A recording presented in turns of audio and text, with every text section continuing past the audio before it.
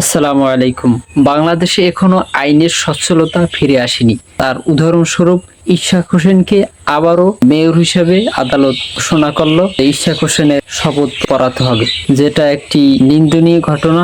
বিনা ভোটের নির্বাচন, একটি অবৈধ নির্বাচন, একটি অস্বচ্ছ নির্বাচন। সেই নির্বাচন থেকে কিভাবে তাকে মেয়র ঘোষণা করা হলো? এই আদালতের বেশিরভাগই আইনজীবী এবং রিটকারী আমার মনে হচ্ছে বিএনপির লোক। তা না হলে এই রকমের একটি গাঁজাখুরি সিদ্ধান্ত কিভাবে আসে এটা বুঝে আসে না।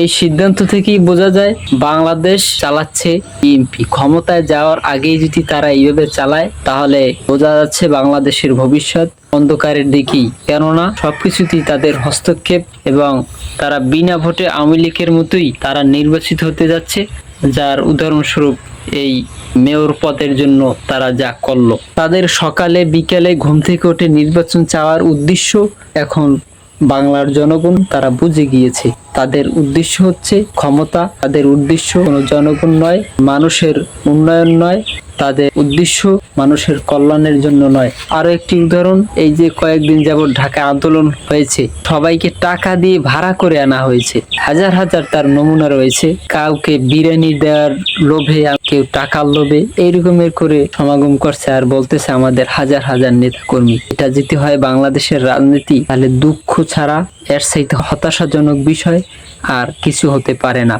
আসুন আমরা সচেতন জনগণ এইসব অমানবিকতা, এইসব অপরাজনীতি রুখে দেই। আগামীর বাংলাদেশ যেন হয় একটি স্বচ্ছ এবং সুশৃঙ্খল রাজনীতির বাংলাদেশ।